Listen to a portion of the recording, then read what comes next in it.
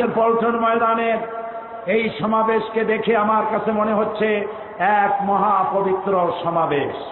কারণ হচ্ছে এই সমাবেশে যারা উপস্থিত হয়েছে এদের মধ্যে টেন্ডারবাজ নাই, এদের মধ্যে চাঁদাবাজ নাই, এদের ভিতরে গুন্ডা নাই, এদের ভিতরে মাস্তান নাই, এদের ভিতরে রয়েছে শহীদি কাফেলার রক্তে রঞ্জিত পথ মারিয়ে যারা এগিয়ে চলেছে আল্লাহর দ্বীনের পতাকা নিয়ে, তারাই আজকের এই সমাজে, আজকের এই পল্টন ময়দানে উপস্থিত হয়েছে। ইসলাম বিদ্বেষীরা চেয়েছিল জঙ্গিবাদকে জামাত এবং শিবিরের মাথার উপরে চাপিয়ে দেওয়ার সর্বাত্মক প্রচেষ্টা চালিয়েছিল।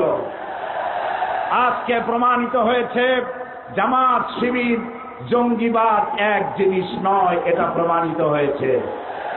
প্রমাণিত হয়েছে সন্ত্রাসী আর জঙ্গিবাদী কারা। যারা সন্ত্রাসীকে ধরলে পরে বলে নাটক, আব্দুর রহমানকে ধরলে পরে বলে নাটক, বাংলা ভাইকে ধরলে পরে বলে নাটক। যদি সব সন্ত্রাসীদেরকে ধরলে নাটক হয়, সেই নাটকের ভিলেন চরিত্র নিশ্চয়ই আপনার, যিনি নাটক বলে কথা বলছেন। এই জন্য ছাত্র শিবিরকে অগ্রসর হতে হবে, চরিত্র দিয়ে জয় করতে হবে এই দেশকে। এবং ছাত্র শিবির আর ছাত্র দল ঐক্যবদ্ধ হয়ে দুর্ভেদ্য প্রাচীরের মতো দাঁড়াতে হবে। তেতুলিয়া থেকে টেকনাফ পর্যন্ত, রূপসা থেকে পাথুরিয়া পর্যন্ত এই জাহাজে জেনারেলের ভূমিকা পালন করে 2007 সালের নির্বাচনে আবারও 4 দলীয় ঐক্যজোটকে ক্ষমতায় আনার জন্য সর্বাত্মক প্রচেষ্টা করতে হবে।